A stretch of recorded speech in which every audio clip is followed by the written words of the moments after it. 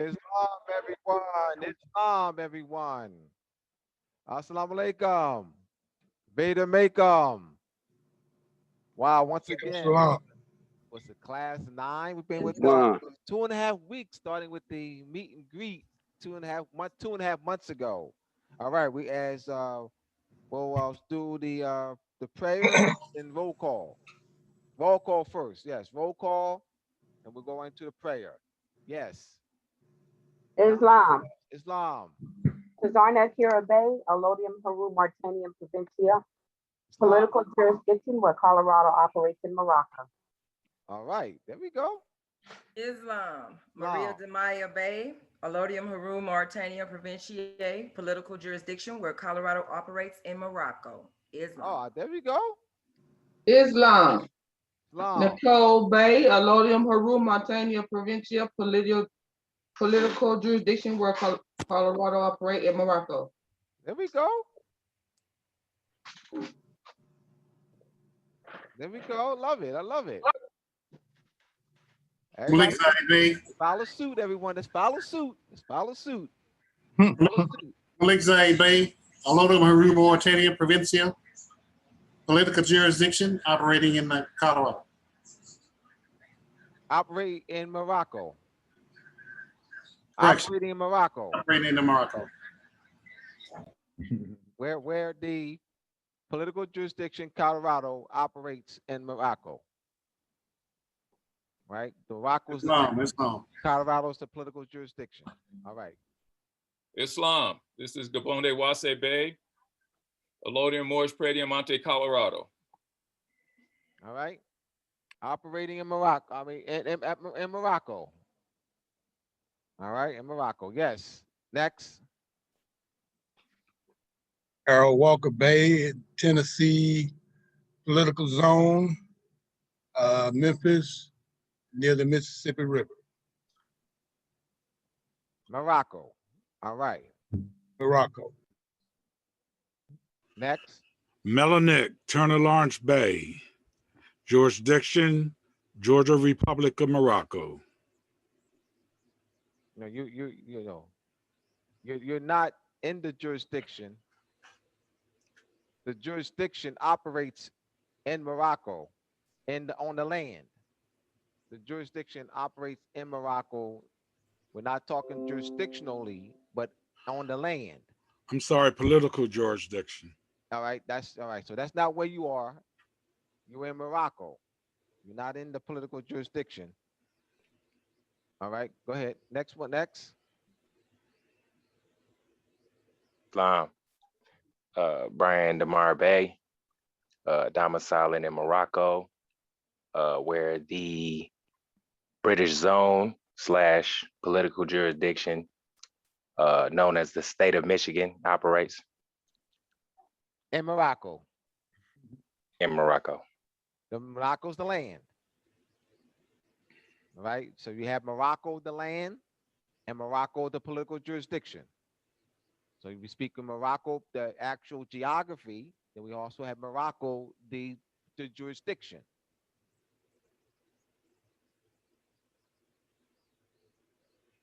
Next. Islam is Mariah and Anthony Harper Bay. We domicile in Morocco, where the political jurisdiction of Chicago, Illinois operates. Next, I love it, everyone. It's Jadon Eel.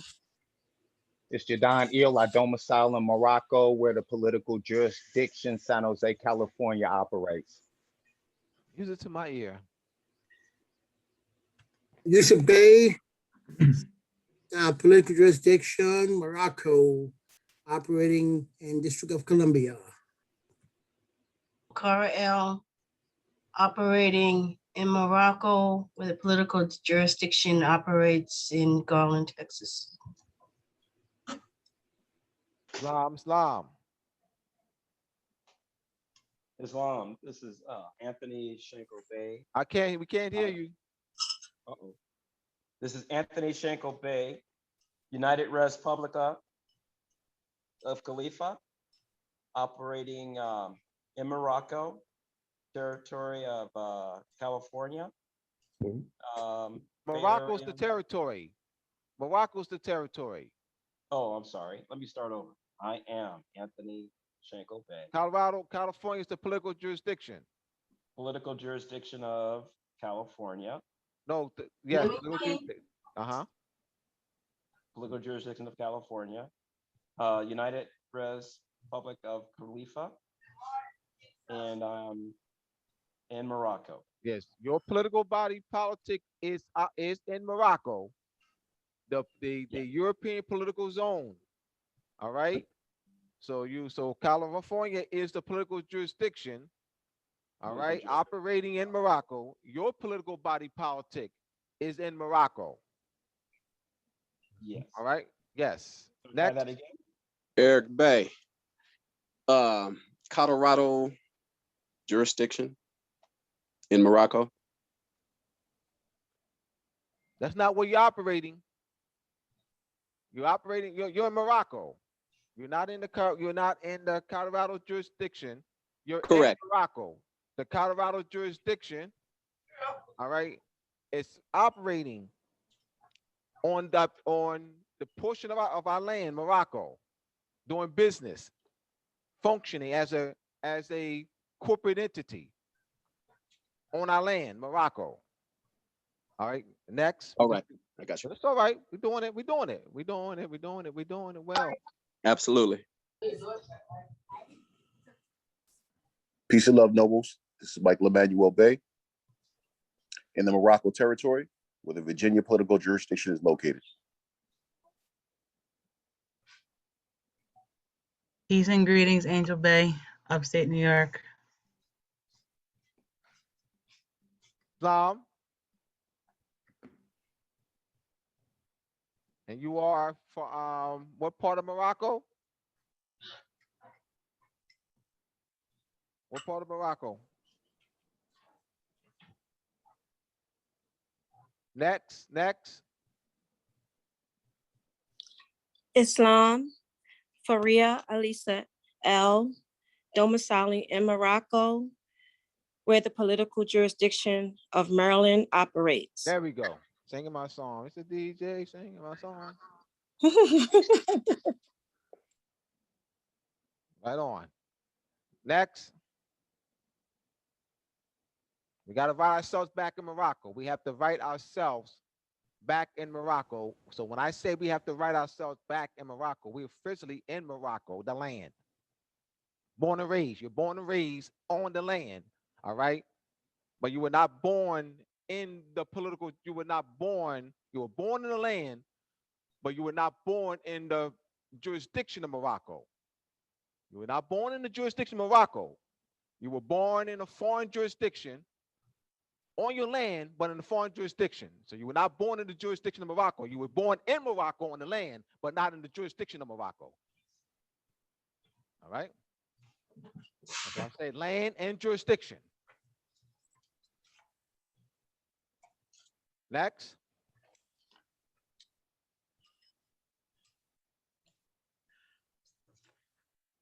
All right, good. Wampum 7. Iroquois. Peace, man. Peace, yes.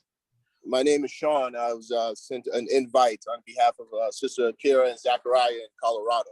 All so right. I do apologize for the non-official introduction, but I just wanted to introduce myself first time. Absolutely. Thank you. Welcome. Thank you. Thank you. All right.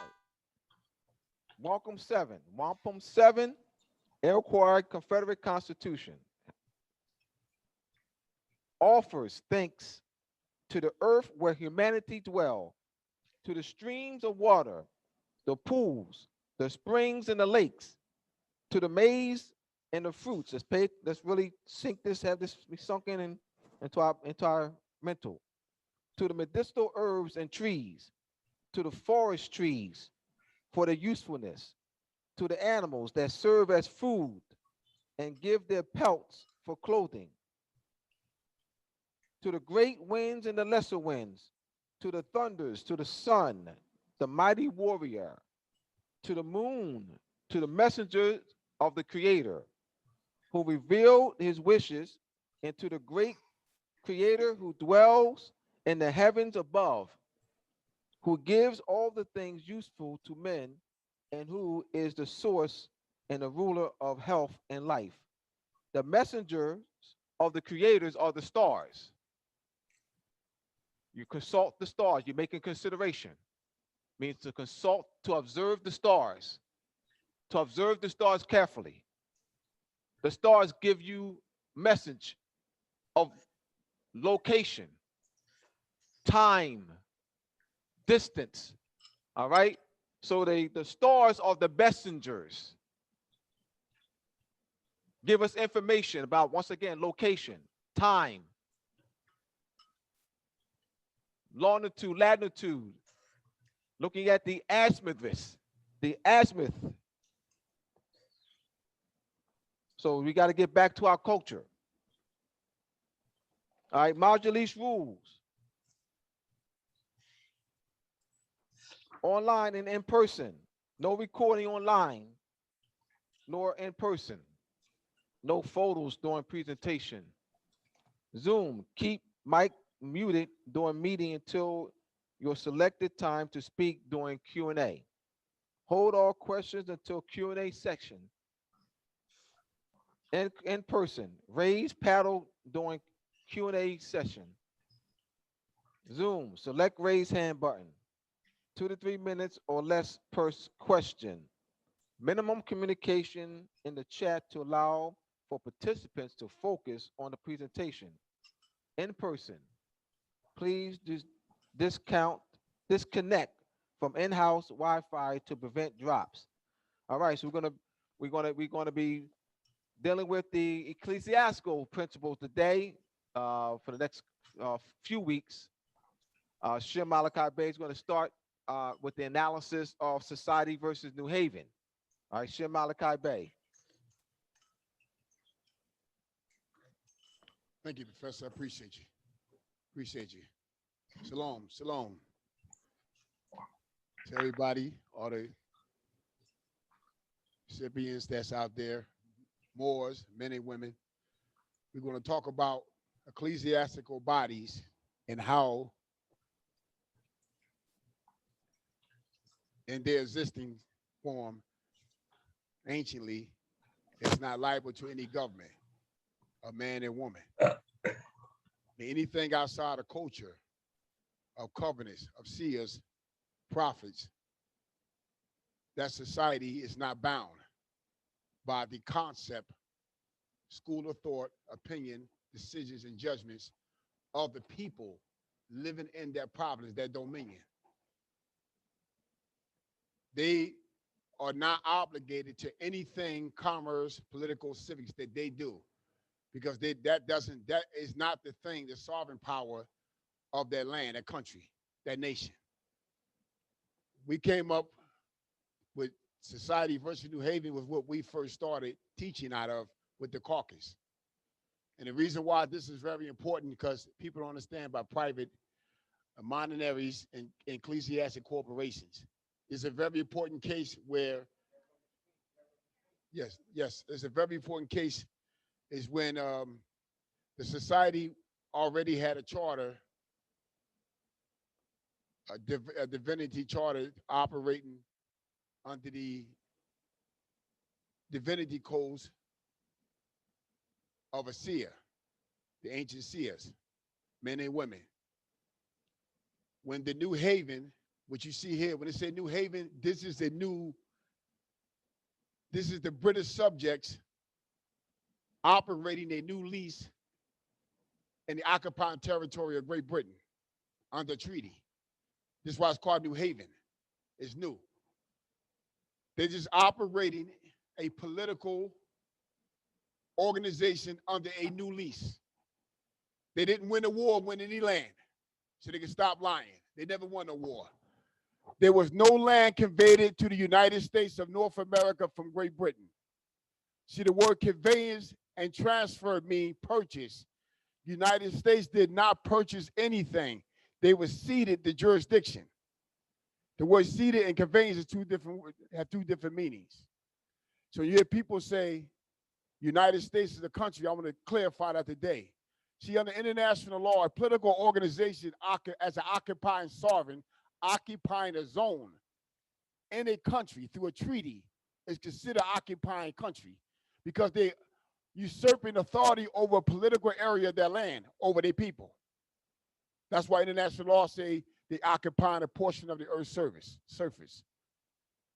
United States is not a country anciently under international law. Anciently under positive law, the United States is not a country because a country have a culture. United States don't have a culture. Yes, they don't. It's not in their constitution. We got to stop playing. We can stop this stuff. What are you proud of culture? Would the United States Parliament, the Congress, pass bills on herbs? Protecting herbs and stuff. What do you pass bills there? When a government taking legislate a statute to allow someone to violate culture, they're giving them a license to commit a crime. They're giving the government immunity to violate the natives of the land. Well, they passed it. That's not law. That's not culture. That's private policy. And here they was enforcing private policy because anything that's not under the crown decree does not come from the crown itself or from the privacy council or the parliament or house of commerce. That's private policy. United States getting a treaty from Great Britain and operating their lease in the occupying territory. When Congress passed legislation, that's private policy. What do you mean, Shim? It don't apply to a British subject or more. So it's private policy. It's not law to the Moor. It's not culture. It's not law to Great Britain because they Moors too. Some Arabians claim to be Moors. So they're not going with that culture. That's not culture. That's private policy. So here in this case here, the Society versus New Haven, there was a ecclesiastic society that exists before the United States was formed. Amar? Society versus New Haven.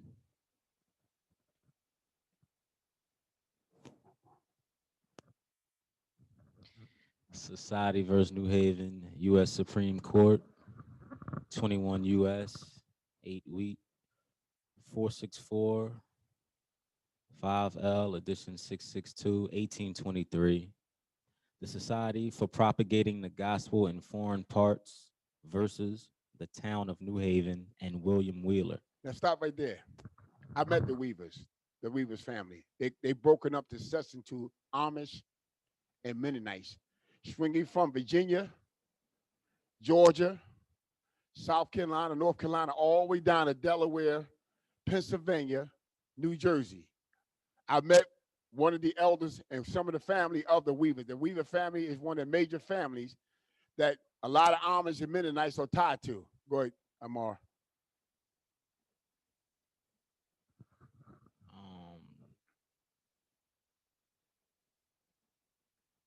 Okay. A corporation for religious and charitable purposes, which is endowed solely by private benefactions, is a private eleemosynary corporation, although it is created by a charter from the government. Keep going. The capacity of private individuals, British subjects, or of corporations created by the Crown in this country or in Great Britain to hold lands or other property in this country was not affected by the revolution. Go ahead. The proper courts in this country will interfere to prevent an abuse of the trust confided to British corporations holding lands here to charitable uses and will aid in enforcing the due execution of the trust. But neither those courts... Stop right there. Now, so you know this word trust comes up in here. Anytime the Crown sets something up for its subjects, they become beneficiaries. The Crown is the settler and truster. The trustees are they that the Crown appoint to handle the settler affairs. The beneficiaries are the people, the subjects. When the United States United Colonies, because it's still, I'm going to say about United Colonies, decide that they want to vote their own legislative government in. It doesn't necessarily mean that they wasn't under control of the crown. The crown just grant them that right, so the war is costly. So it costs the crown more money to kill them and run them out of here and bring them in prison and take them back to ships. It costs too much money, so the crown rather allow them to run government and pay them tribute. They're still getting paid the money because they still are the occupying sovereign, and they only have a lease. That means to a treaty. So the United States never won a war. You hear me? They never won a war. As a matter of fact, they went in rebellion and they came back in the 18th century and burned the White House down with the aid of the Moors.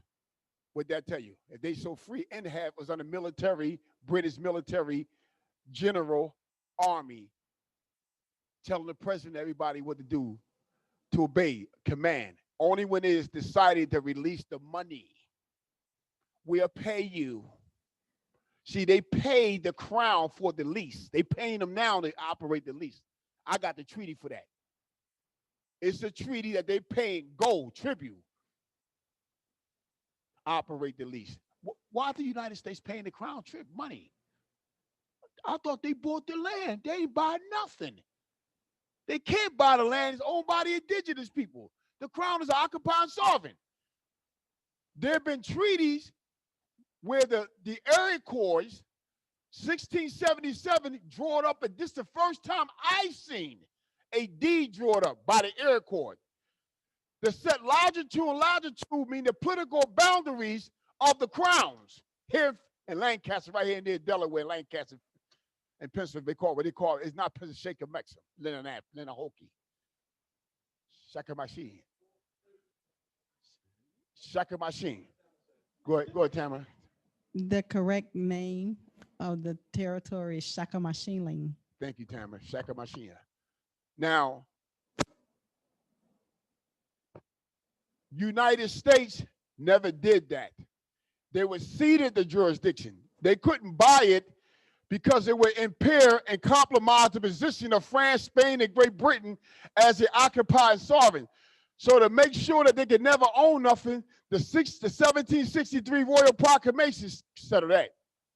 They put a proclamation, that means the head of the government put out that no subjects can buy or own any land. This is why William Penn never bought the land. He had to go ask permission when he go to the Lenape Moors to say he want to use the land of Moors. He had to do what? He had to go to the Privacy Council and do a proposal for them to grant it. Then he could go back and use the land because he couldn't own no land. He only got occupied as a lordship. That's it. He could only occupy lordship over the land, not ownership. It's the difference between lordship and ownership. When you got law, when you say landlord or landowner, landlord owner, that means you own the land. You occupy it. Not only you occupying it, you the owner through blood consanguinity. Religious ecclesiastic bodies always from the beginning of time had sovereignty over the people. Y'all want to hear that again? Man and woman in earlier civilizations did not go on their own opinion in dealing with the earth. They had high regards for a prophetess, a woman seer, or a man seer that was guided by the cosmos to get revelation. If you didn't do that, they'd kill you if you go against a seer. As time went on, they had to come up with a plan to take the people's rights. Because the people's rights was embodying with the seer protect their rights. I mean, when a covenant was made, I don't care who you was in the land, all y'all was equal before that covenant. You get away with the seer, everybody's not equal no more.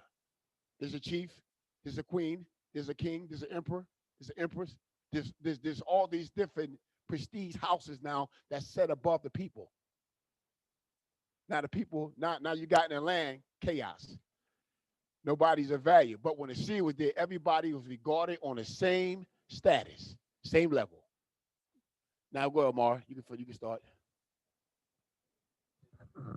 The proper courts in this country will interfere to prevent an abuse of the trust confided to British corporations holding lands here to charitable uses, and will aid in enforcing the due execution of the trust. But neither those courts nor the local legislature where the lands lie can adjudge a forfeiture of the franchises of the foreign corporation or of its property. Now, why they can't do that? Ask yourself a question. Why can't a state, a provincial colony that was allowed to operate as an individual political organization, not able to sell the estate of a British subject or the corporation if they're sovereign? Why can't you do that? Oh, you own the land. If it's your land, you can do what you want to do. Something going on here. You cannot take the property and say a judge. You can't even make a decision. What that mean? The Supreme Court letting you know it's automatic immunity. They got exemption. You can't touch it because the charter, the status they got is already pre-existing before you was given your lease. It's like a lot of land with a bunch of condos in it. Abdullah's the landlord. Abdullah give me a lease and give me power to assign the lease. Hear me out. If a tenant move in there, and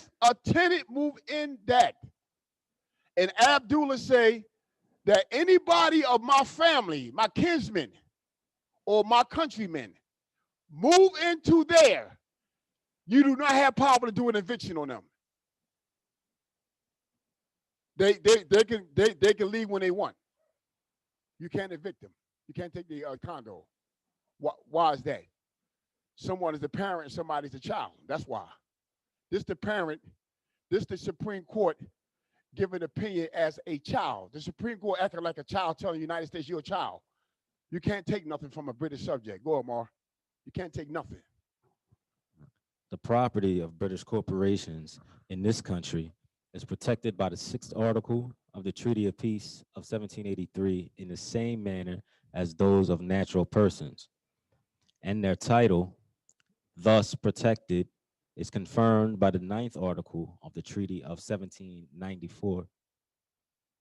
Yes, that's the Treaty of Peace and Friendship between the United States and Great Britain, and the other is the J Treaty, 1783, and the J Treaty is 1794. Treaty of 1794, so that it could not be forfeited by any intermediate legislative act or other proceeding for the defect of alienage. Now, alienage is alienation, meaning that you're not bound. You're not bound when you go into a political jurisdiction, or if it's a treaty, self-executed, explaining the status. In the Treaty of 1783, there's two statuses there. There's a British subject, and there's a United States citizen. A British subject and United States citizen mean what? These are the people that did not want to consider themselves being under the control. We're going to control their political destiny without interfering with Great Britain, interfering with their parliament. The bar went along with that all day long. They lower party, they went along with that. Because we the people, okay? As long as we control, as long as the bar, the esquires control the Congress, the president, and the judiciary, you can do what you want to do. What are you talking about, Shim? We vote. We vote, Shim. We vote everything. You just voice who's going to rule over you. That's all. See, these people are educated. They are vicious, psychological. We got them. They think that they free because they can vote. Anybody say, as long as you can vote, you're free. I don't agree with that. What makes you free is not only when you vote, but when the when the document is drawn up and the verbiage in it, the language gives you the authority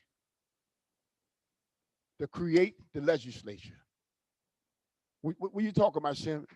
The Congress rely on the American Bar Association and its committees, it creates. It goes to its committees, and these people paying $100, $150, $200,000 a year. These people are writing regulations and codes and stuff, and then they give it to Congress. These committees are not elected by the people. Congress is. Congress gets it, and they get influenced because private corporations control these committees. So these people, carpenter, plumber, farmer, architect, inventor, I'm just naming them. They are not the ones that compose that committee. So they have absolutely nothing.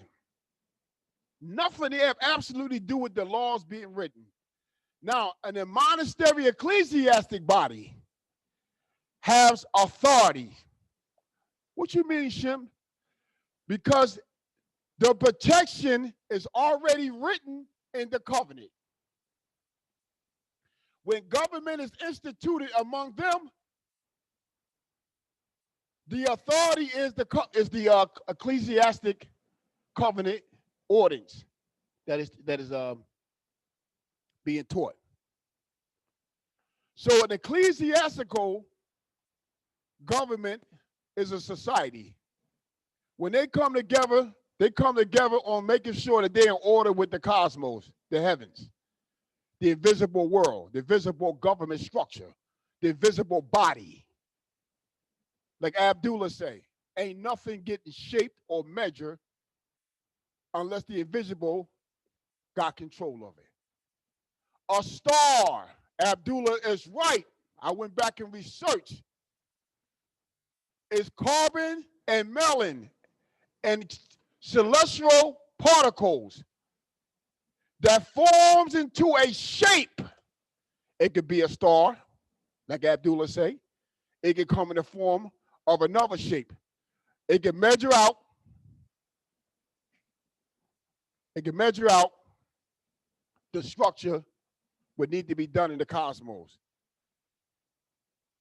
Ecclesiastical organization, a society, does not have to pay taxes.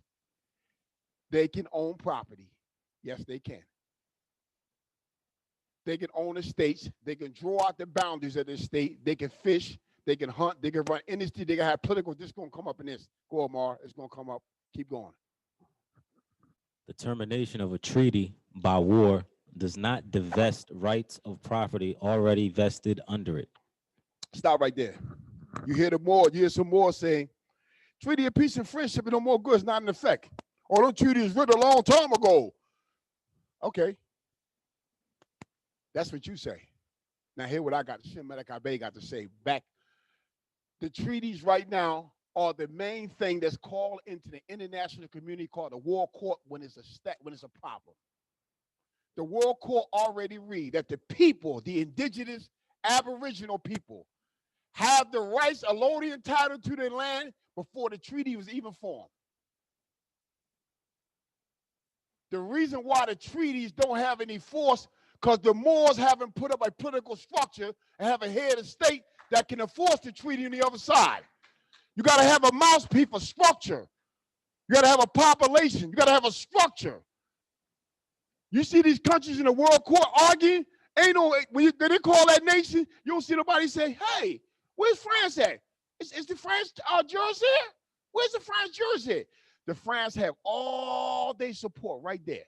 He stands up with everything. He stands up for his people. He'll see. So what? I'm sorry. I'm not gonna get out of it. So who told you that the Moorish treaties not enforced? They not enforced because the Moors, there's no Moorish government. There's no Moorish government making a claim. There's no monastery, ecclesiastic society making a claim. See, I've been hearing everybody saying, we got ecclesiastic societies down here. We had a prophet set up. Hold up now. Let's stop playing with each other. Okay, who's arguing with, who's going to The Hague for us? See, this is what I talk about. Who's going to The Hague? I want to know, do you know how to go to The Hague? In order for The Hague to accept you, you got to be a population and you got to have a government structure and you got to have government-to-government relationship and you got to be in your clothes wearing the culture of them people to sign the treaty. Come on now. You know we ain't in that shape like that. Let's stop lying to the Moors. Pulling everybody's leg like that. Then you get mad when somebody call your hand. Let's stop doing this to our own Moors. Abdullah right. Ain't he teaching this? They ain't teaching to rape Moors. Ain't nobody teaching false concepts about Moors in the public school system. I said, Abdullah, you know what? You're right. You're 100% right. Let's go, Omar. Nor do treaties in general become extinguished ipso facto by war between the two governments. Those stipulating for a permanent arrangement of territorial and other national rights are, at most, suspended during the war and revive at the peace unless they are waived by the parties or new and repugnant stipulations are made. Now, let me explain what's happening here. Because the Moors don't have a seated government or monastery body or ecclesiastic body operating with a structure, they're at war. They committed a war against us. And because we can't get no peace, because the Moors government, they up here to tell them they're wrong. The Moors government not following nothing to protect their people, so you can't do that under this flag and treaty. And if you keep it on long enough like that, they'll keep on making it up stipulations as they go along. Let me right over top of you, like you dead. I told somebody the other night, people are just like cattle. Come on. The act of the legislature of Vermont of the 30th of October, 1794, granting the lands in that state belonging to the Society for Propagating the Gospel in Foreign Parts to the respective towns in which the lands lie is void and conveys no title under it. Now, I want all the Moors that's listening to this provincial government, that's creating government, all what the United States build, all the treaties they signed with the Indian Associated Band, all that is void. What are you talking about, Shim? Because it made the United States as if they the landlords over the land, and they able to sell and do the land they do with the land. That's void. All that is void. Because the Indians did not give the occupation sovereigns power to be here. It was the Moors. If you're not operating under the title of a Moor, you are subject of the Moors. The Indians are subjects of the Moors. They are the Moor subjects. That's why the treaty, Camp Home Treaty, is say, anytime you hear say Choctaw, Wichita, Comanche, and all these nations, he say and separates now. And the associated band, the Indians. I didn't write that. I wasn't born back then. So the Indians are the subjects of the Moors. Nobody teaches. They don't teach you. We ain't got to worry about it. Now it's being told. Whatever treaty they entered into with the United States was done through intimidation and war. They took the Moorish land and entered into a treaty which is de facto because they had no rights and authority to do it. When they did that, they tried to make void the Moorish treaties by making deals with the Moor subjects. You can't do that. So I said, the Indians was operating in no government capacity as Moors. No, they wasn't. Indians were just some bands and tribes running around here on land. They took their land. Somebody said, I don't agree with that shit. I can prove it. Look at the difference between the Indians call themselves the Cherokees that made a treaty with Great Britain. And look at the difference of the so-called associated band that made the treaties to the United States. Then look at the Lenape Treaty. The Nappies would operate like they ain't know nothing. They was talking about deputies. That's council. So what we got here is the state being stolen. We have to come back like they did. See, the Supreme Court is applying positive law here. I mean, culture. This is culture. What you mean? This is Great Britain culture. That a subject have a right to his land. And at least somebody's operating on a treaty of the crown to a treaty of conquest, the subject has a right to his estate to be protected by the head of state, the crown. So the ecclesiastic body will allow you to come back and read that paragraph again. The act of the legislature of Vermont of the 30th of October, 1794, granting the lands in that state belonging to the Society for Propagating the Gospel in Foreign Parts to the respective towns in which the lands lie is void and conveys no title under it. I didn't say this. All this Moorish land that was being used by schools, universities, Ivy League money, basketball games, soccer games, movies, all that land that you're using, your title, all this you did is a void title when the Moors come back and make a claim with government. Well, you ain't got to go to war. You don't know what's going on. You got to know how to lose diplomacy. You don't go publicly talking. You draft. Get your status, get the relationship established, and then you go to the world body. Then you force from the Department of Justice, they have to hire an Office of Foreign Affairs, they have to hire a jurist. Because the jurist, it can't be no esquire, I gotta be a jurist. Because the jurist gonna know how to deal with law when he get up there. And the first thing on the record that another jurist know, we're not using modern definitions, constructed definitions. We're not using that language. We're going to use the language as if when it came in the language the people spoke when they draft the treaty. If it's a Moorish treaty, we're going to use the Moorish treaty. Now, if we're going to deal with, now the argument will be, well, they Indians. But they Indians, but who are they to the Moors? So you got to go to etymology. Now, let's go to a treaty. The World Court said, do we have anything that can prove that they were subjects associated with the Moor? Yes, they do. Campone Treaty. They have to bring the treaty in as it's written, not I got it. No. We want the treaty that's in the library of the UN. That was written, original copy that's written. That treaty gets bring in. If that treaty say and the associated bands, the Indians, then the World Court gonna say, well, at that time, the Indian was not considered a Moor.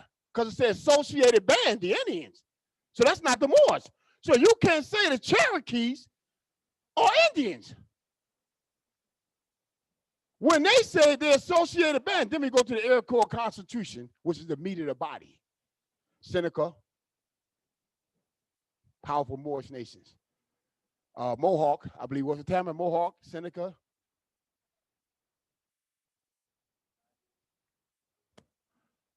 Right.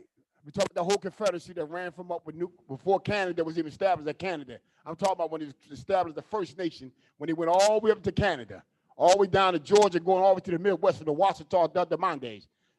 What was them two confederacies called? Actually, it was 3 confederacies. Okay, thank you. I got this. Sister got it. Anishinaabe Confederacy, Micmac Confederacy, and then there was the Haudenosaunee Confederacy. But within the Confederacy of the Haudenosaunee, which AKA known as the Iroquois Confederacy, there were 5, and then Lenni Lenape was the last confederacy, the last nation that came in, which made it the 6th arrow. And then within the Micmac Confederacy, you have 8 nations within that. Within the Anishinaabe, you had 3 nations within that. Yes. So I can get the names of the nations within each one of those confederacy later. Keep going. Thank you. Now, thank you, Tamara. What we have to stop doing is being caught up in the crossfire of lies. We in a crossfire, lies. We just go in the shell, close our ears. No, you want to hear. You ain't got the crossfire. Amar just read that any title is void. It's void and no conveyance, no title under it. Anytime you say void and convey no title, when the United States was conveyed title by Great Britain, France, and Spain, it never say convey, it say cede. Relinquish, ceded. So you're talking about allowing someone like a lease. You ceded authority, control over the house and the territory, the land that the house sit on. But you never gave them ownership of that. Go on, Mar, you can finish. Keep going. This came before the court upon a certificate of a division an opinion of the judges of the Circuit Court for the District of Vermont.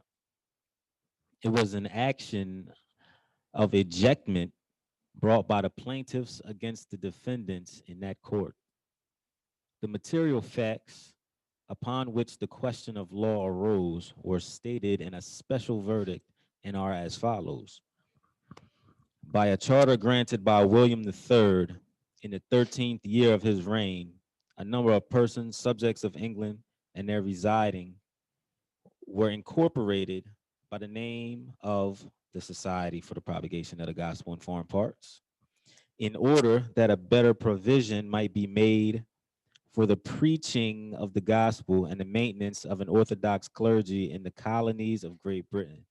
The usual corporate powers were bestowed upon this society, and amongst others, it was authorized to purchase estates of inheritance to the value of 2,000 euro per annum, and estates for lives or years, and goods and chattels of any value. This charter of incorporation was duly accepted by the persons therein named, and the corporation has ever since existed and now exists as an organized body, politic, and corporate in England, all the members thereof being subjects of the King of Great Britain. Now, you see what happened is ecclesiastic body is a body of politics, civics, and economics, commerce. Somebody say, well, then, the monsters here ain't doing that. The churches ain't doing this because they don't know. They don't know. Well, what are you talking about, Shem? The Bible teaches that in the congregation, the church congregation, is governments, principalities, administrators. Stop right there.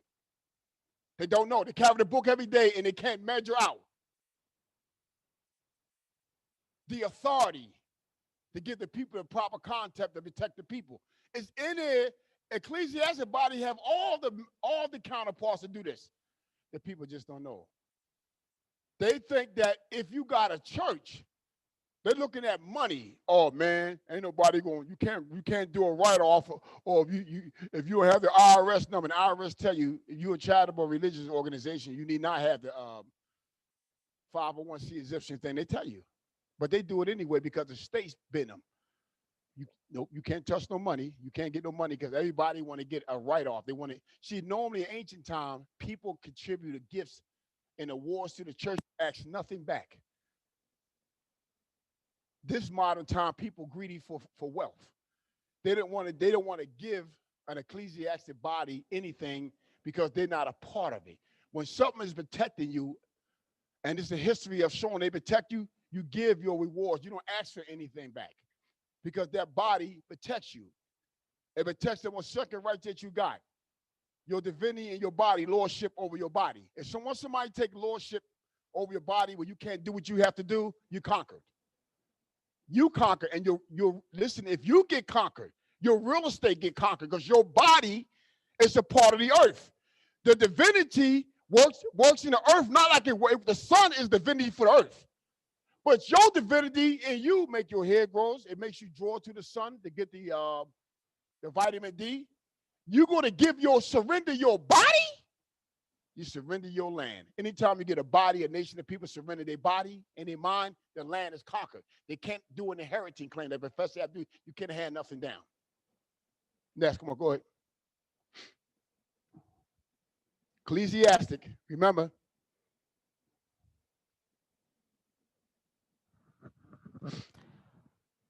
On the 2nd of November, 1761, a grant was made by the governor of the province of New Hampshire in the name of the king, by which a certain tract of land in that province was granted to the inhabitants of said province and of the king's other governments, and to their heirs and assigns, whose names were entered on the grant.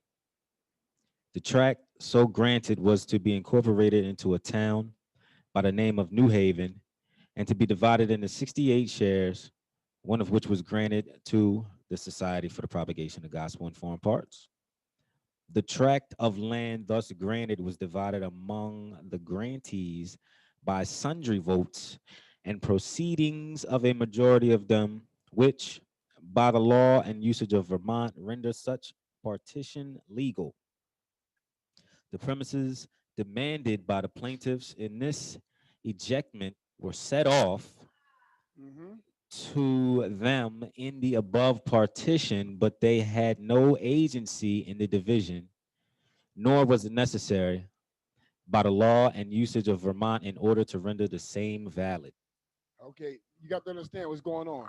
What they're saying is that when you see California, excuse me, Pennsylvania, New Jersey, Delaware, Florida, Georgia, Rhode Island, all these states going up from after the Crown occupying territory from Maine all the way down to Florida. When United States entered that treaty, they was not forming a country. That is all New England. That's England.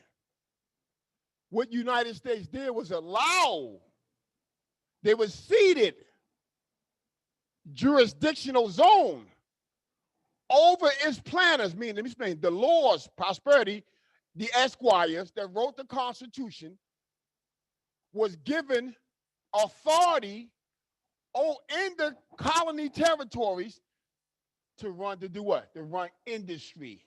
Now, they learned that if you don't let the people elect their own rulers, now I didn't say servants, I said rulers, you're going to always have a war. So what they did is they wrote the Constitution craftily, where the people now is not called a planner, they're a citizen or a person. And they're allowed to vote. I mean, Abdullah wrote about provincial colonies going all the way back. They're nothing but occupying territory already that a provincial colony already have a grant over. They was given that, the Crown allowed that because the Privacy Council seen that was good for money. Let them do all the work, labor and stuff. Let them vote they voting for the rulers, so the bar wrote it up that they never can have control over the government. See, the people can never seize the government. They can never seize the presidency, and they can never seize the judiciary. They elect the people not as servants, they elect them as rulers. That's why every 4 years or 6 years, they vote somebody in, they come with all the game. They put money out there because they know people broke and need bills paid. But yet then they turn around and give their loyalty to these monastery bodies, ecclesiastic bodies. Oh, yes. Yes, they do. This is called a fraternity order, brotherhood. That's dealing with ecclesiastical bodies, private nations that have government, administrations, principalities all in. Abdullah wrote in his book, they're doing it right in front of your face, private government, ecclesiastic government, you don't even see it. Right in front of your face. Go ahead, Amar.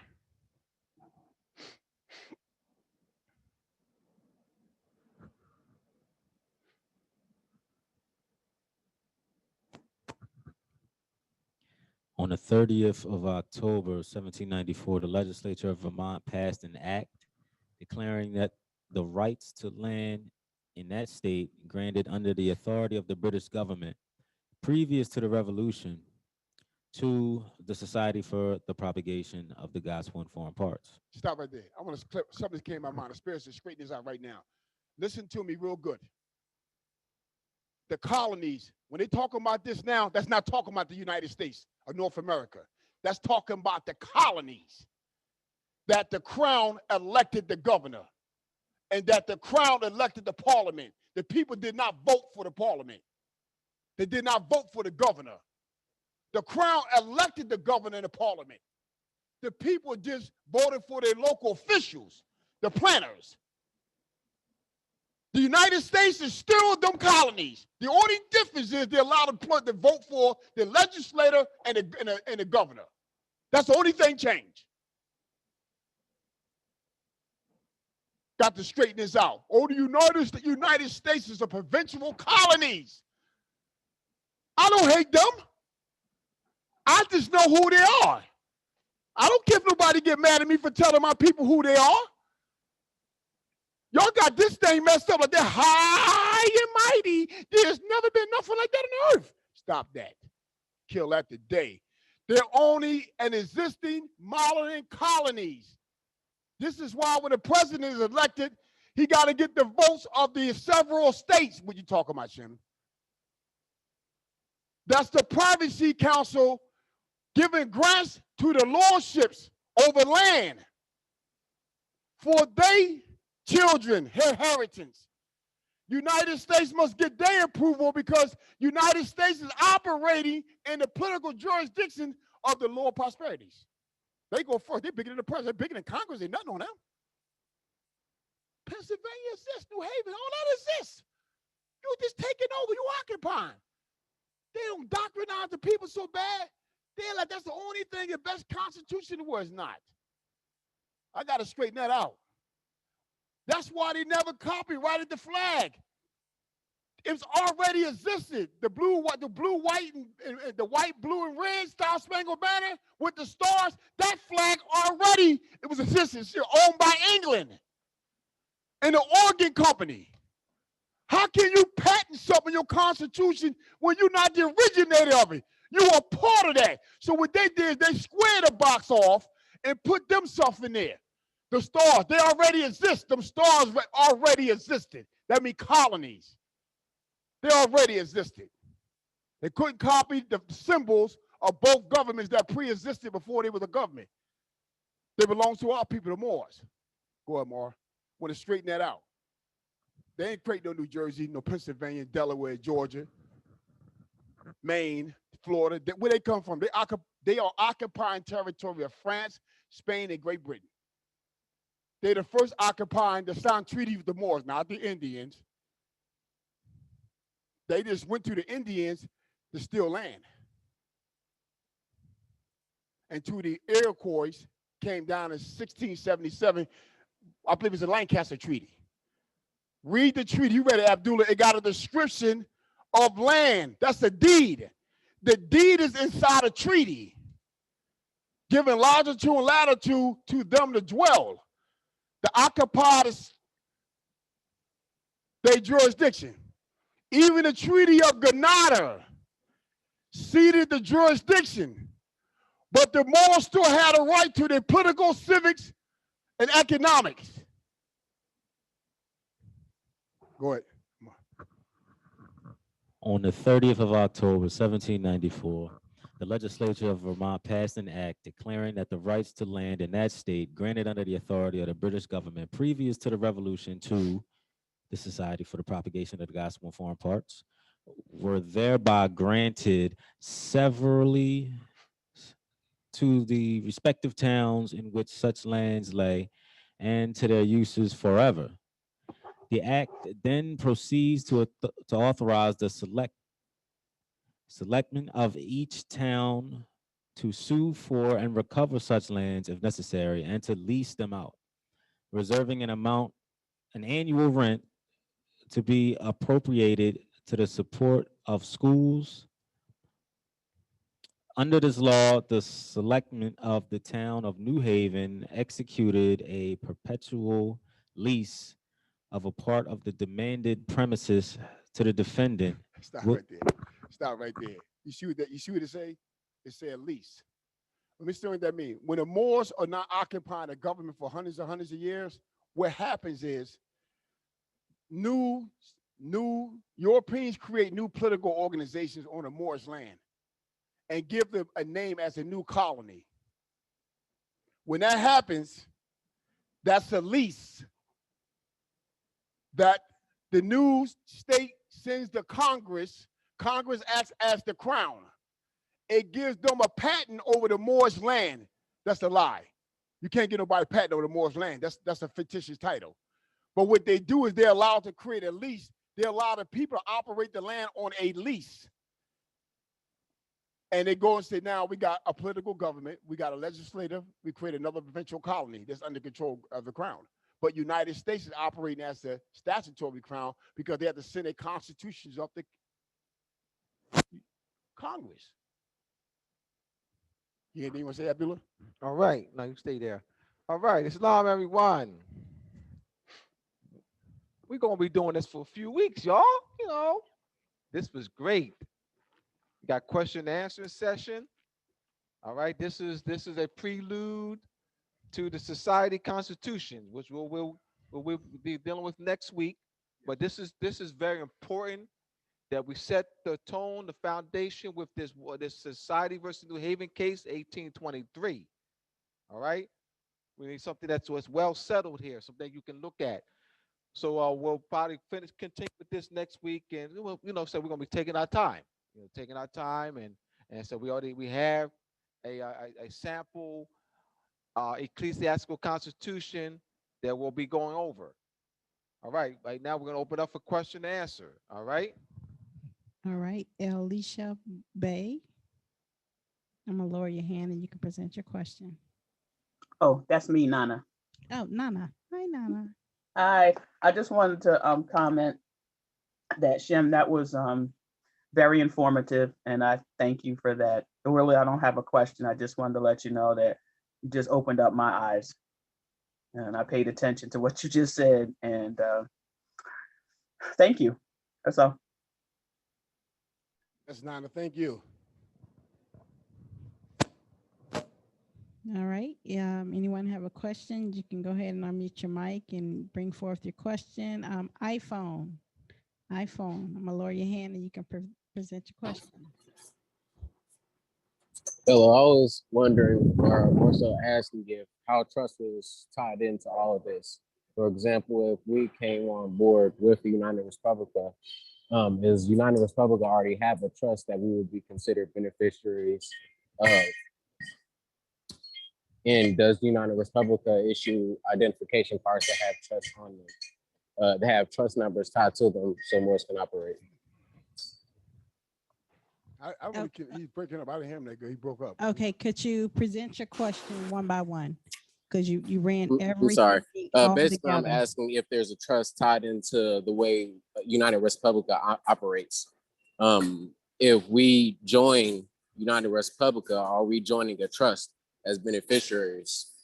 And if United Respublica issues identification cards, do those identification cards have numbers that are tied to a trust for Moorish to operate through? Okay, now let me say what you see when you say trust. No, let's back up and define United Republic of Morocco. Go ahead, Tamara. Let's define that first. United Republic of Morocco is a placeholder. It is a motion for when the various Moorish body politics come together, sign a treaty one to another. The central representative of the various body politics that will create the parliament. The first motion of which the Moorish Imperial Restoration Caucus. The first motion on the table would be the name of the central grand governing body, which is United Republic of Morocco. The second motion that will go to the parliament would be the seal and the meaning of which that information is on the website. The third motion will be the seat of the central grand governing body, which be the Lenape territory. So that is United Republic of Morocco. It's the people that has come together, the various Moorish body politics that which have come together to restore the central grand governing Moorish Emperor Divan. So that governing body, that government will operate in the same fashion as all government operates as far as national documents, who we are, to be able to freely hold in possession your goods and things of that nature. So yes, once the Moorish government is restored, it will operate in the international fashion that all governments operate in.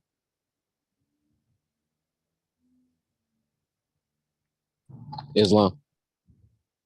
Thank you, Tamara. Anyone else have a question?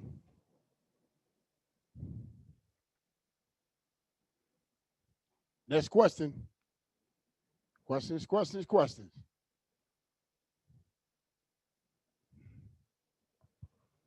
Elzabir Freeman. Is it Elzabar Freeman? I don't want to butcher Xavier. Xavier Freeman. Okay. John Ross. Who elected John Ross to the Iroquois as president or chief? And what happened to that body politic? John Ross, elected to, when you say elected to the Iroquois Confederacy, there was no election. The woman appoints the Lord. You have to go into the Constitution and read the power of the governments that came together and formed the Confederacy. The women did the appointments. All the appointments of the lordship was through the woman.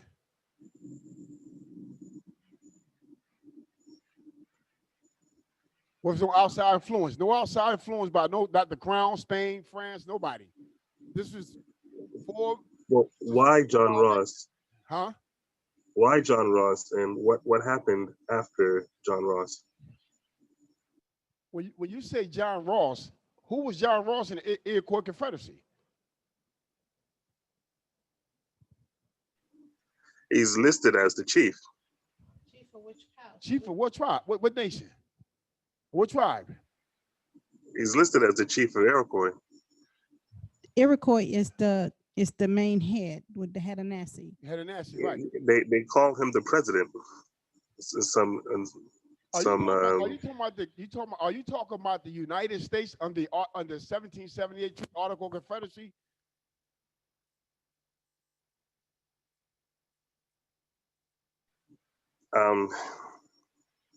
I forget because I was looking up the treaties and I was trying to figure out when it was ratified, who signed them. But if it all, as far as like I said, it shows John Ross as being the president, him being 1/8 Cherokee. That was the reason he was 1/8 Cherokee. He was also a plantation owner, and the whole thing about he believed that the people, the colonists, the settlers would respect his government structure and not impose on the land that they occupied. What year are you talking about? 17th century, 18th century? What year are you talking about? I'll check real quick. Give me a second. Huh? This is research I was doing after last week. Let me mark down the year. Hold on. Yeah, because I want to know the century you're talking about. Okay. Saru Ree, I'm gonna lower your hand and present your question. If you could we stay on topic with the understanding of building government structure, understanding corporate soul, how they function and operate, anything pertaining to historical data, if you want to gather your information so there can be some clarity of validation with that, have that ready so everything can move a little bit more smoothly. Asaru Ree, I'm gonna lower your hand and you can present your question.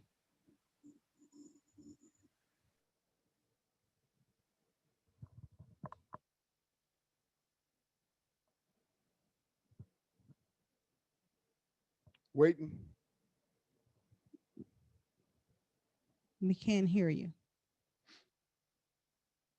Your mic is still muted. Okay, well, next question. Did anyone else have a question?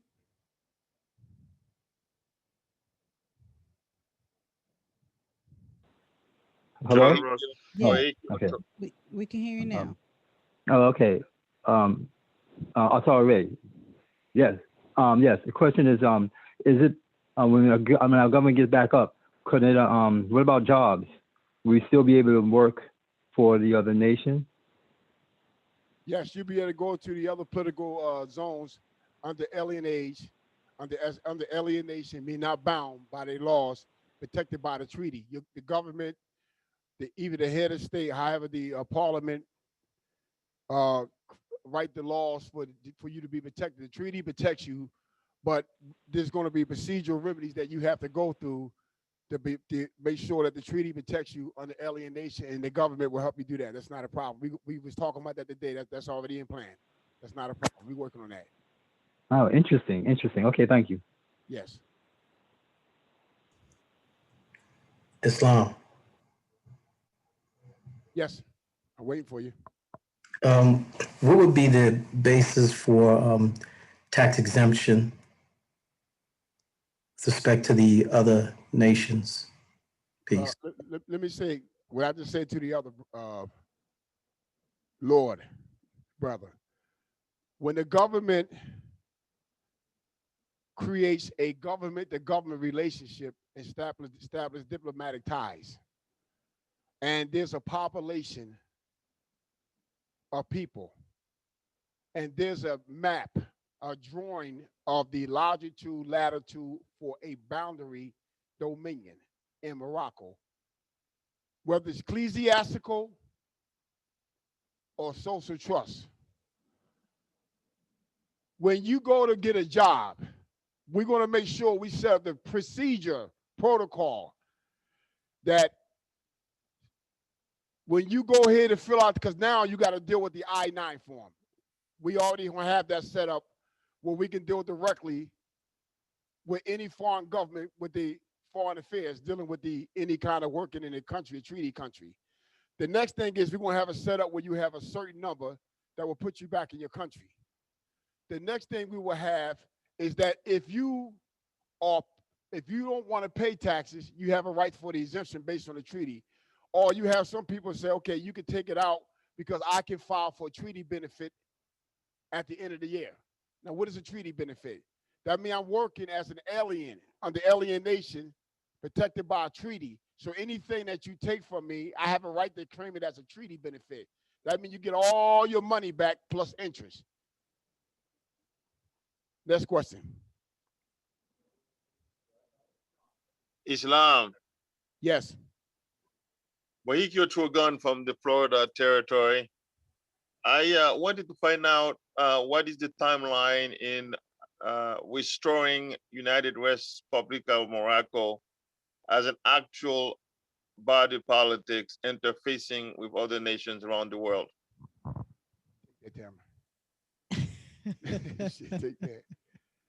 That's based on the people. Is there a timeline established by this body? The timeline is based on the people, based on the competency, that's right, the unity, and the education, the structure of creating, of being able to have a stable political community, to be able to educate the people within the province and understanding about their Moorish nationality, consanguinity, because there's two things we're dealing with here. We're dealing with our Moorish consanguinity and we're dealing with our Moorish status. So to be able to educate the people who they are, and for the Moorish to be able to then come together in unity, one to another, and have a treaty amongst ourselves. And then after we have a treaty amongst ourselves to say who's who, what's what, and we're coming together for our reversion of sovereignty, then we can redeposit our proclamation back with the nations for our restoration. So it's the people. It's the people. No, there's not a population goal, but you must have a competent legislative body.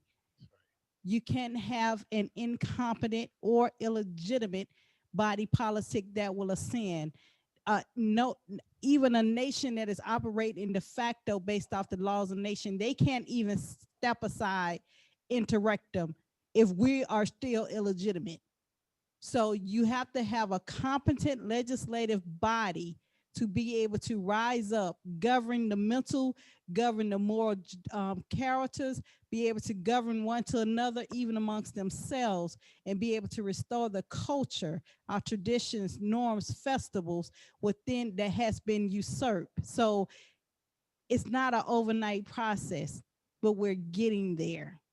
and we will get there as long as we keep doing the work, keep bringing more people into the provincial bodies, getting out, connecting even to your unconscious Moors, as well as Moors who have declared themselves and understand that they are Moors. We must get out. We must unite. This is not a fairy tale overnight thing. Allow me to express my gratitude to you and Mother Charm. I really have the deepest gratitude for the work that's being done. If I were to rephrase the question, I would rephrase it this way. What is your dream timeline, your dream goal in getting us together? Is there a dream or a plan or a strategy by a certain date you would like to move us forward? What is that urgent goal that you have in mind? If you care to share, Well, we don't. Well, I yield. number one, we don't operate in a dream because we learned from Dr. King. And when he decided to wake, when he woke up from his dream, the first thing he said, I have led my people into a burning building. My people are refugees in their own land. Yep, So that's right. therefore, That's right. we know not to operate in a dream. We are operating based off strategy, strategy, tactic, a mission, and a vision. And when you do that, you have to be able to outline that process. You begin with the end in mind. We already know the end of the restoration and reversion to sovereignty. Now we have to now just dig into the steps of what does that take to get this done. What will be some pitfalls that will come up? What are some milestones that we were overcome? What are some completions that will happen along the way? What will be some strength, some weakness, some opportunities, some threats? So we have to operate in the reality of knowing what we're working up against and what we're working towards. So all that is definitely laid out. If you go to the website, UnitedRespublicMorocco.com, you can see the timeline of the events of just some 7 steps that are laid out with that. And within the 7 steps, it shows to go ahead and submit your census so we can have the census documents to show the Moors have went onto this site and have deposited their census information from their home onto United Republic of Morocco. We have the census on there. Also, we have the steps for forming the Moorish political body politics. That's why we're gathered here today. And more is coming.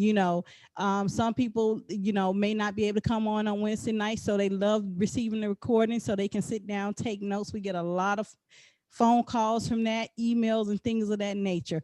So as we grow, as we all grow together, as we all link up and become that circle, and we get back to that Dahuti, which is eat its own tail, which means we get back to the rebirth. So once we get back to the rebirth of who we are, then we'll be illuminated and rise up. So we just have to keep taking these steps one by one. We're not going back. We just keep taking these steps. Absolutely. And also, thank you, Tamara. We know how you feel. Because what we feeling. That's why we know how you feel. See, it's a burden on us. So we know how you feel. Believe me when I'm telling you, there is procedural remedies that are being put in place right now to help us in this chaos that we living in now. We just can't expose it now because the people are not educated enough to operate as a body, a simple body of people, whether ecclesiastical or social trust constitution. And what I'm saying is that information that comes from the government stays in the government, and the officials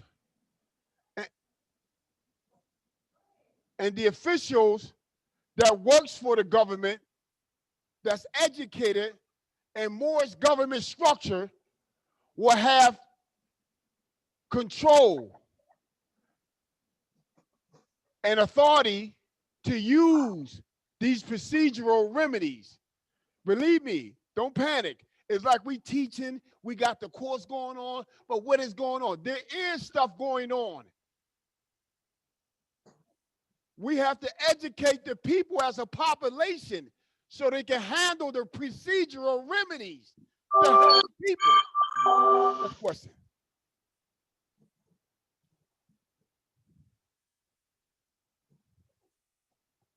Next question.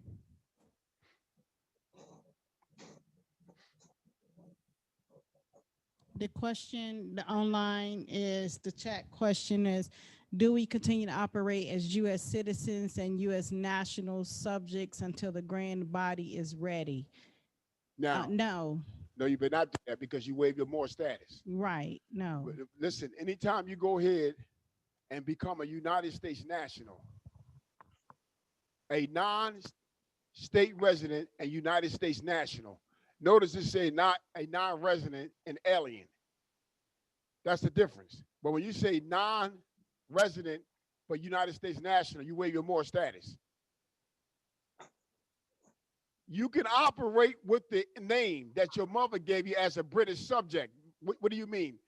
That my ancient foremothers and forefathers that signed these treaties before the United States was formed, under my Moor's consanguinity, I'm a Moor. But with the name, I fall into alienation as a British subject. So just use the name, and every time you do something, I'm not a United States citizen. What are you? I'm Moroccan. I'm Moorish Moroccan. Are you American Indian? No, I'm Moorish Moroccan.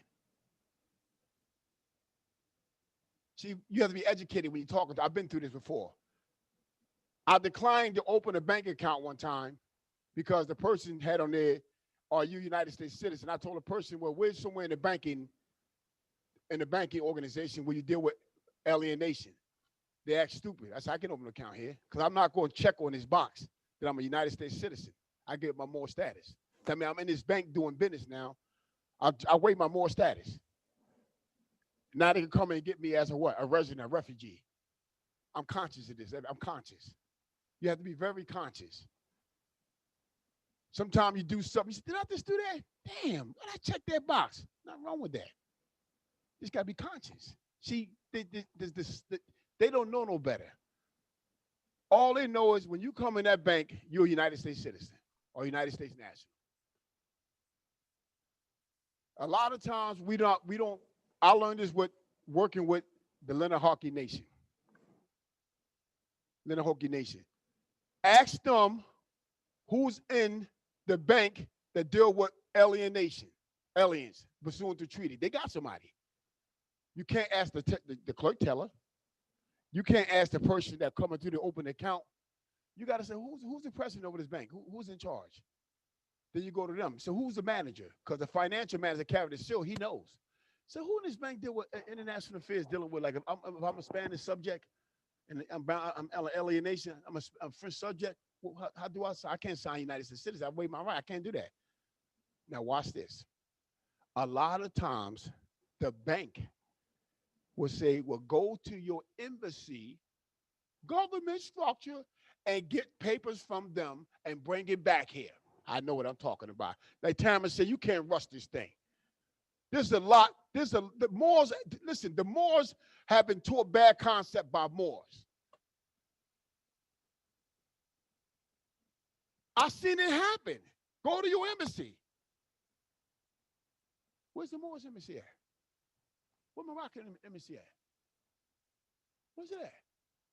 Where's the Moroccan government to verify? I said, no, I'm this, I'm opening a bank account. That's why I say we got the procedural remedies. When you go into a bank, you need not to say United States citizen. You walk in with your foreign number, your identity card, and you walk in with the government relationship with the Homeland Security that already know who you are.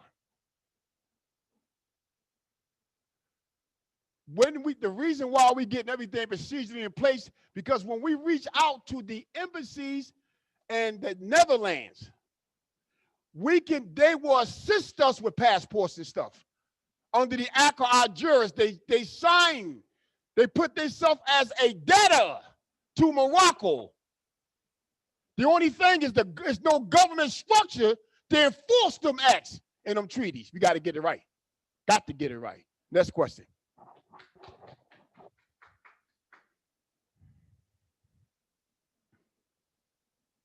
Next question. Advise y'all to get y'all banking, get this government structure up. Go ahead, Nana. No. Okay, so until that time, following up on the brother's question, if I want to go and open up a bank account, um, either personally or be the signatory for a company, at this point right now, if I want to do that tomorrow, what would I show them? What can I say to them? Well, see, this is why I tell Or, everybody. or don't do it yet. No, I'm gonna tell you how to do it, Nana. What did you do? Yeah, what did you do in order to open up Right. that account? That's why I operate through entities. I operate till we get the government structure together. Learn how to create a structure, ecclesiastical. I said first because a lot of us are spiritual and divine. We have people, about 8 or 9 people, 10 people in our immediate kinsmanship circle. Create that. That's why we're going over ecclesiastic charter, whereas though you can go ahead and create your seal, your flag, and create your government body that then take that constitution and use it for the authority of your corporate soul. Then let the corporate soul create another entity and then take it to your corporate bureau and stamp it. This is not hard.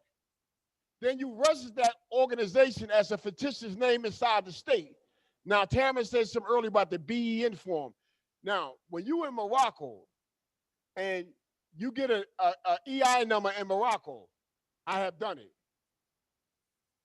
When you go to register that entity as a fictitious name in the United States, you take that EI number, you got that foreign EI number, and them state papers they got as because you wear the face, you're doing business under that face.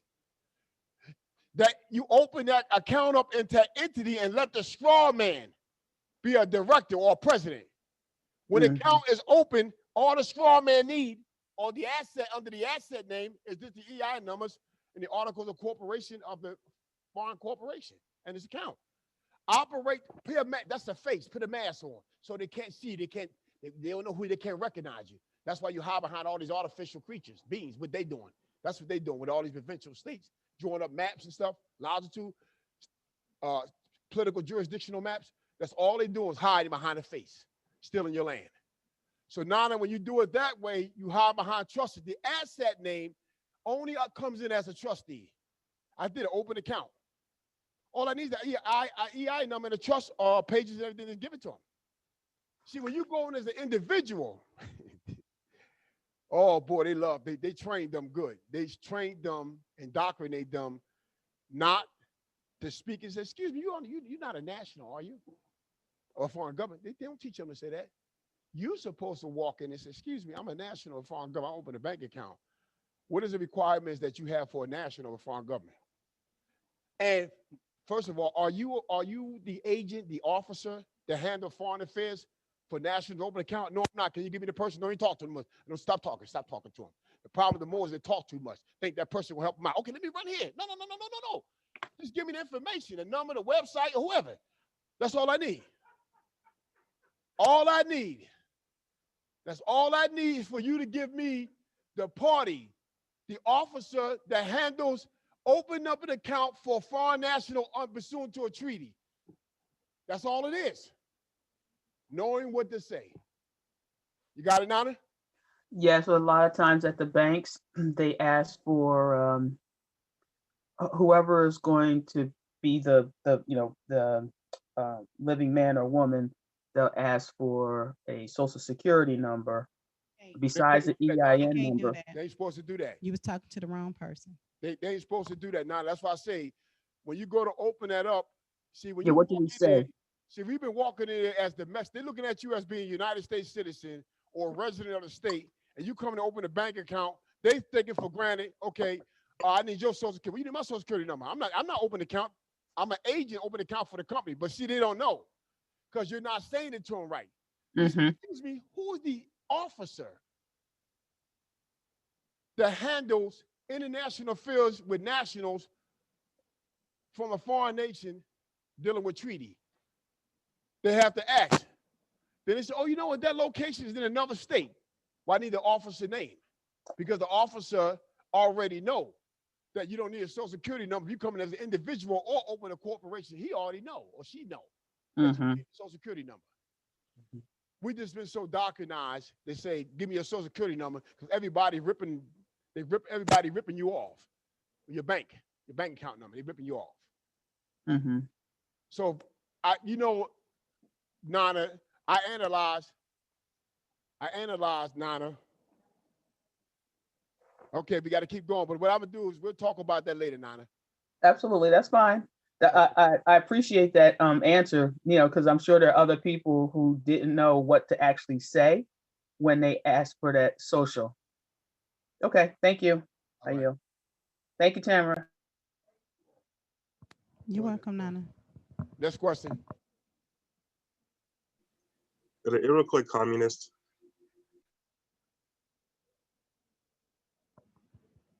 Are you?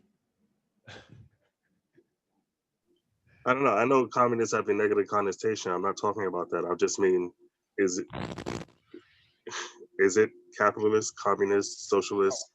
No. Does it fall in any of those categories? Ecclesiastical, because the Air Corps went directly on the spiritual divine law. And what they did was they know that the woman is the matriarch, that everything lies with the woman because it comes through the woman. And it left in the hands of the woman to give the child the inheritance, to build the child up so the child can grow up and keep that ecclesiastic principle going among the nations and the tribes and clans. So that's not a communist. What you mean? That's not that they control everything. It didn't say the woman control everything. It didn't say the Lord control everything. It breaks down the separation of power in that ecclesiastic document. So that's not a communist. That's not a capitalist, because it's not ruled, because there's no homeless there. Nobody ruled by no finance, no wealth. It's not ruled by wealth. Next question.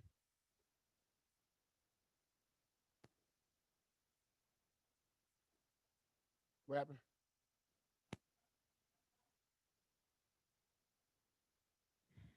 Do anyone else have a question to present?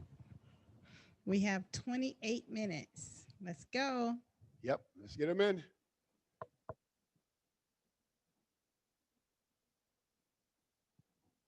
Amar, you got any questions? So I guess everyone's satisfied with tonight's information. Come on, Mar, let's come with it, Mar. You with us. Let's go. Come on, somebody might learn something. Come on, Mar, because you got some, huh? Or tanking?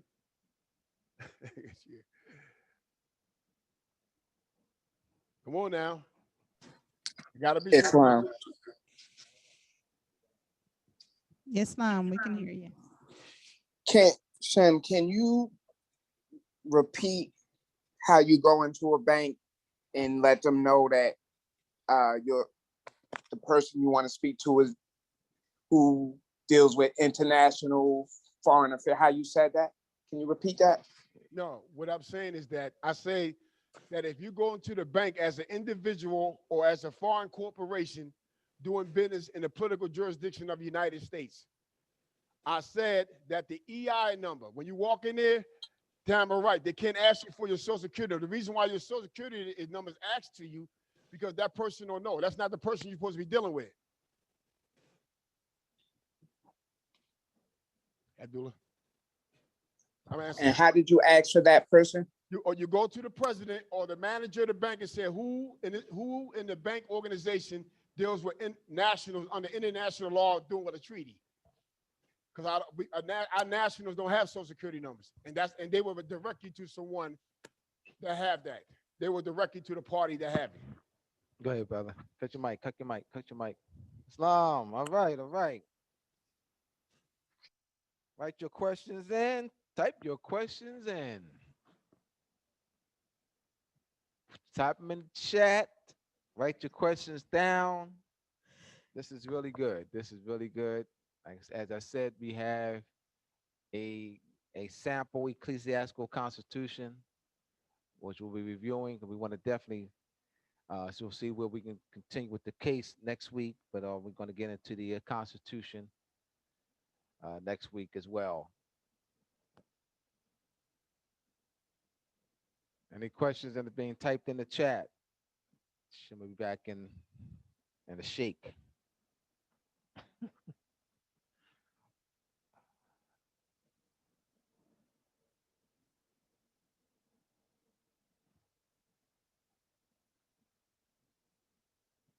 Questions? Unmute your mic if you have a question, present your question. Islam. Islam? What's that? Yes, we can hear you. Currently, what does an individual do who is working in the system who wishes to establish their tax exempt status at law? Peace. All right. Come this way. Come this way. Come this way. Come this way.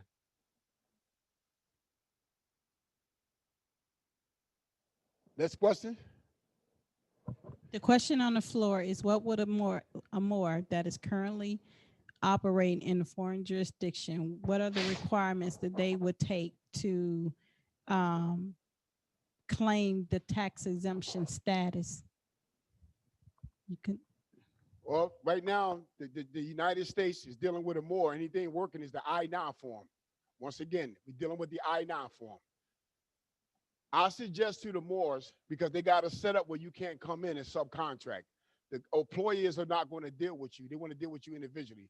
They don't want you to work under a subcontract contract. If you can arrange to be working as a subcontractor, then that means the company would need the EI number, but the I-9 form deals with individuals. Now, you notice in the instructions for the I-9, it said the Social Security number is not required. It's optional. So now we're dealing with alienation. You're going into a corporation and your boss saying, okay, we have to have you fill out the I-9 if you're going to work. You say, well, I'm not a United States citizen, nor I'm a citizen of the state. Not giving up your status. I'm not a United States national.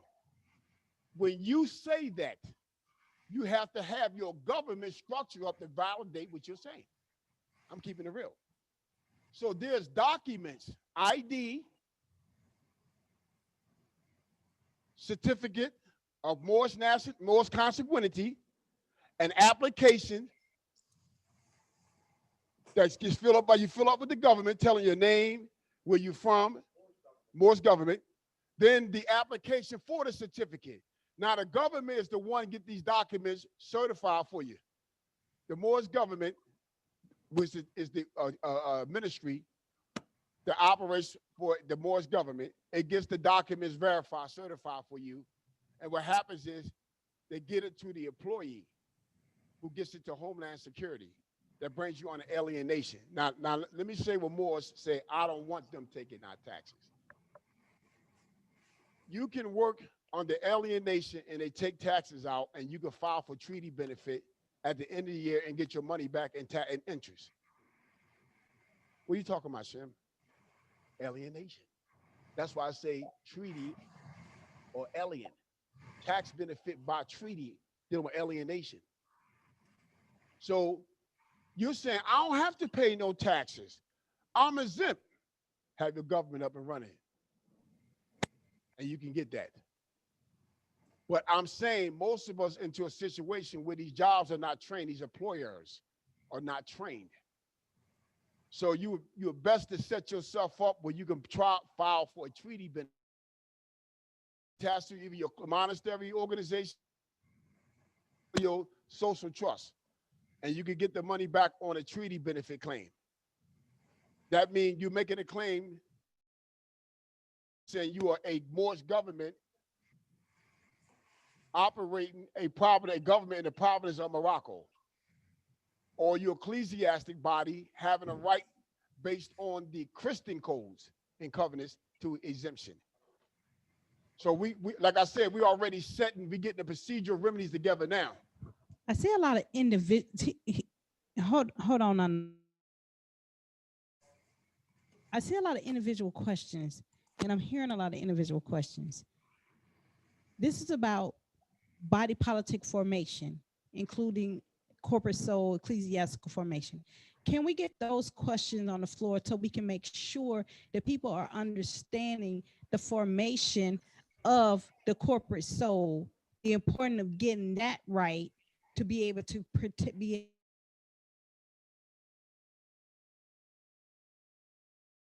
as well as the body politics that are forming. Can we get those? Because look, we're not going to do runaway with the individual thing.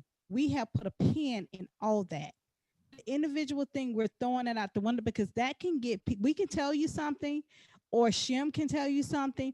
Anybody out there in the street can tell you something. But if you don't know how to properly stand on that and execute that, you will jam yourself up. And what's not going to happen under the United Societies of Ecclesiastical Moors, you will not, no one will ever be going to a foreign POW camp under our seal.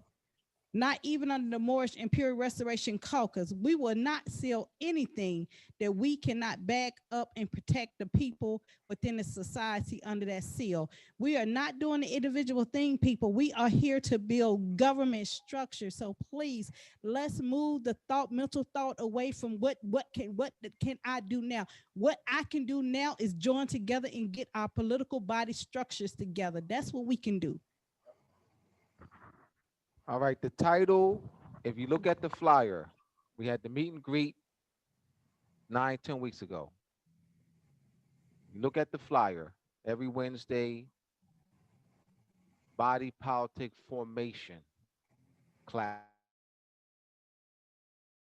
Politic formation class. That's what you're in right now. As Tamara is correct. It's beginning to sound like individual whatever class. And we hear until that happens, like the $1 million, as I was saying to Ahmad back there, I said, Ahmad, that's the $1 million question. Until that happens, we're going to cut that. Excuse me, Shem, please. No more of those, please, please. Let's kill that. Let's kill until that happens. Let's kill that, please. Let's kill it. Abdullah. I got 5 new people I talked to yesterday. I want to hear that. Abdullah. We're planning to have a cleanup to reach out to the community. Shem. We're building our population. We had 5 last week, now we got 10. We're hearing until that happens.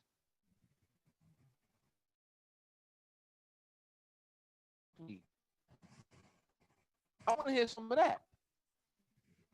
We spent 2 hours last week with detail on how to build your, reach out to the community.